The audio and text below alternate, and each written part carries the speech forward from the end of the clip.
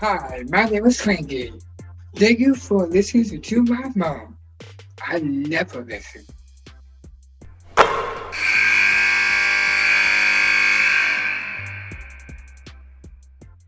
We welcome Rori Harmon to the podcast, Nothing But Net. Thank you so much, Rori, for being with us. Oh, thank you for having me. Man, your big smile and your big personality just lights up the gym when you're on the floor. How's things going for you?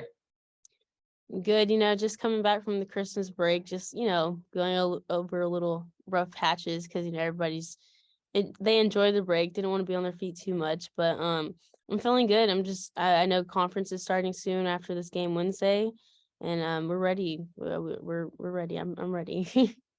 I bet Vic Schaefer, your head coach, ran some turkey off of everybody right after the break, didn't he? Yeah, he sure did. I mean, he's a pretty good guy, so he let us shoot some free throws off of it. But we did run a bit. We did a lot of transitioning stuff, getting up and down the floor. So he understands that we don't always have to run baselines at the end of the practice. But yeah, we did a few things. I think that's part of the identity of Texas basketball, right? The toughness, the defensive mindset. And I think Vic is a little bit under the radar in terms of offense because he's had several teams that have averaged over 80 points a game as he took teams to the Elite Eight, 5 in a row. All right. So when you think about your relationship with Vic and being a smaller point guard, and he always talks about how much he loves smaller point guards, how would you define your relationship with Coach Schaefer? I mean, that's just something like a point guard and the coach, like even like off the court, is very important to the game of basketball or the team itself. I think he was telling me about I don't remember which coach it was, the football coach, but he was explaining that for the practice to be good, there has to be three people that have to have a perfect practice, and it has to be the point guard, the best player, and the coach.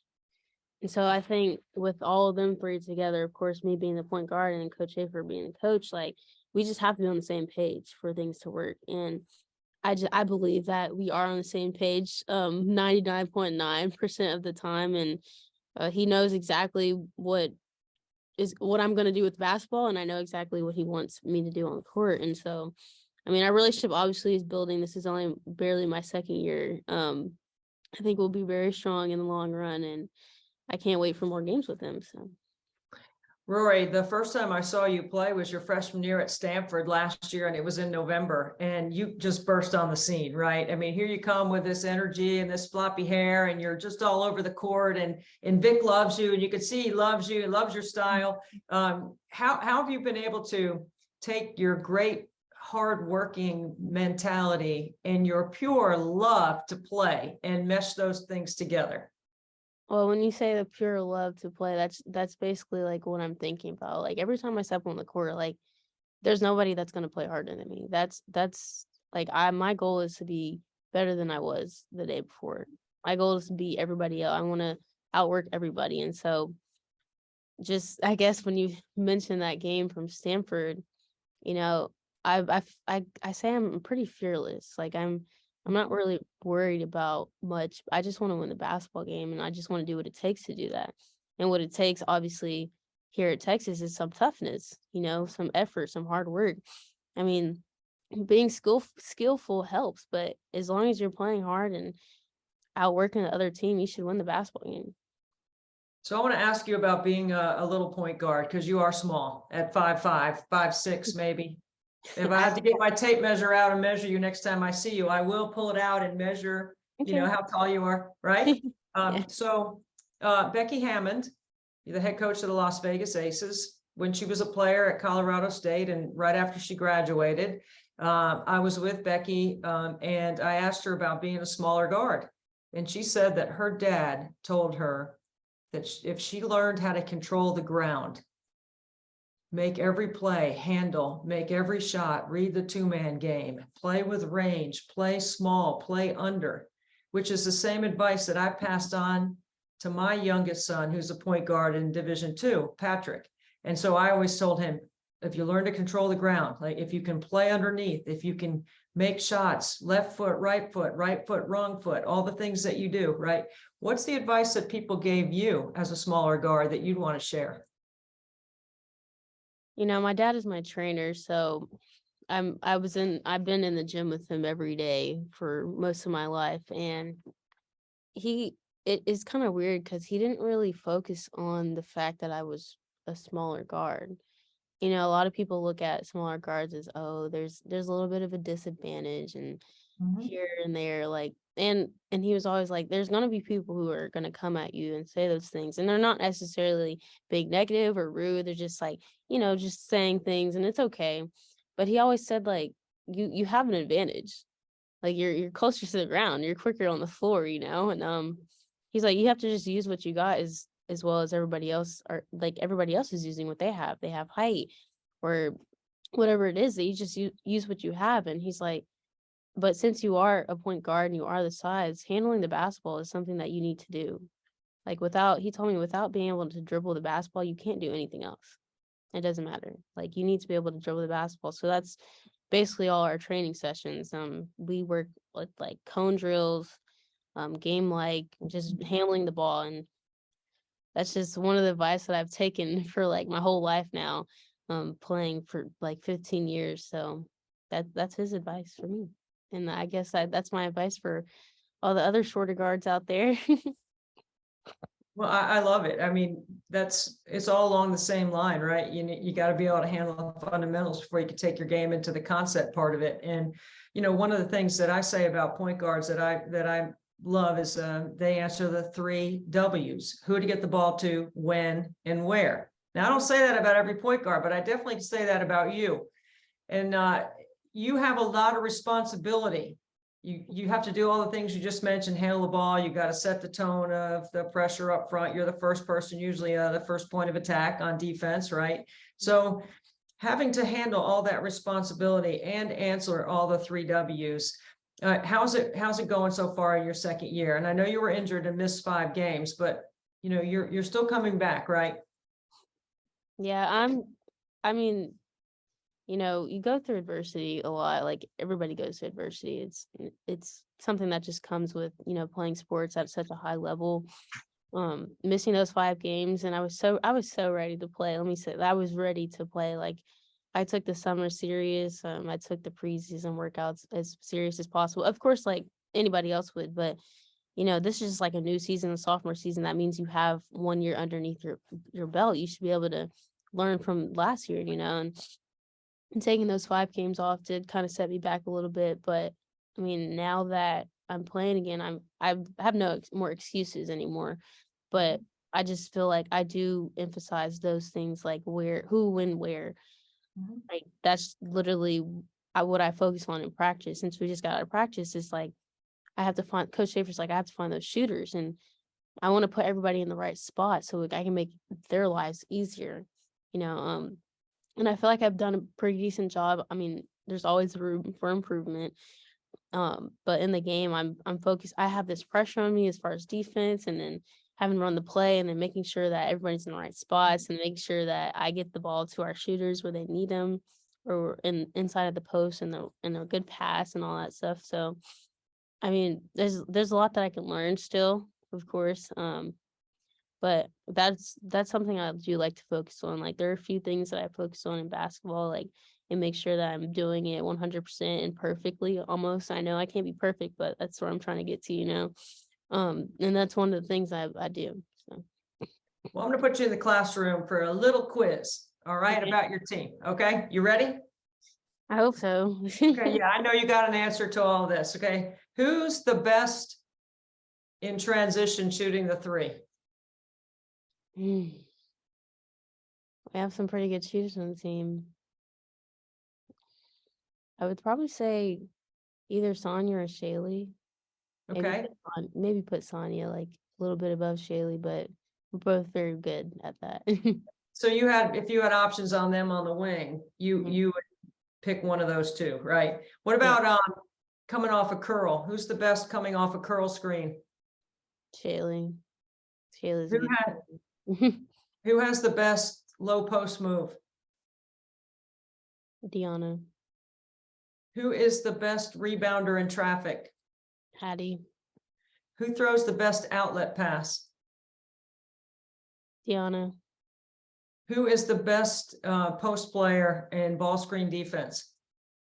Hattie. All right, I'm gonna give you A+. All right.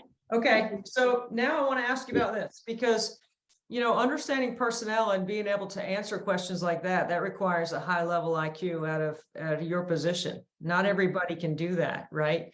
So one of the things that people always ask me is, how come players hanging out off the court and watching film helps their chemistry on the court? Why would you say that is true? Everybody's watching everybody when you come into the film room. That's something that we do focus on here. I'm really not sure about other schools. I'm sure they do, but like we are like they're sticklers on watching film. Mhm. And it's not necessarily like watching your own film. Like we're Right. watching the team film. He's pointing out mistakes or things that are good on other people and making sure everybody else knows what they did wrong or what they did good. Something that so we don't have to keep making the same mistake, or just knowing the tendencies of our own teammates. Like Coach Schaefer always makes comments during practice like, well, you don't want to give the ball to this person down here because you know what they're going to do here, and it's probably not going to be the best option and stuff like that. So being able to watch film, and I think that's interesting because you're not just watching yourself, you're watching other people. And so whenever you watch other people, you like, oh, so they do this most of the time. Like you see that you pick up patterns. And I think that's like, it kind of does bring us closer. Like I know not to give somebody the ball here, or I know to give somebody the ball here, or I know what they're about to do. Or if they drive this way, like I need to move this way so that they can see me and they can pass it to me, stuff like that. So Well, that's part of the whole growing together, developing chemistry, right? And that's part of the reason why your team has such a high upside. I mean, losing Aaliyah Moore is a big deal because she was a really, really good player, and hopefully her rehab will allow her to come back and be better. And I'm sure it will. But when you look at putting all those pieces together, Vic's trying to put everybody in the best position to succeed, but you're really doing the same thing on the floor for 40 minutes. I mean, that's just the name of the game as a point guard. Like, you just got to run the show. Everything has to go through you. Yeah, he wants everything to go through me. He wants me to have that control. He makes sure, like, he's not someone where, like, if someone else makes a mistake, he looks at me.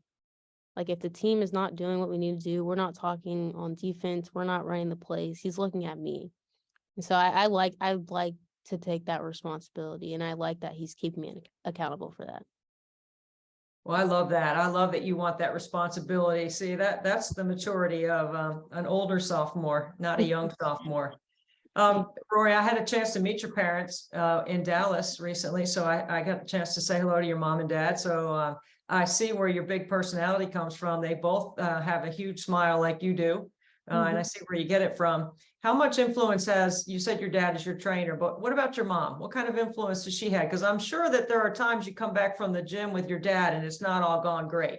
Yeah, I'm glad you asked that. Don't get me wrong, I love my parents equally and so much, most like ever.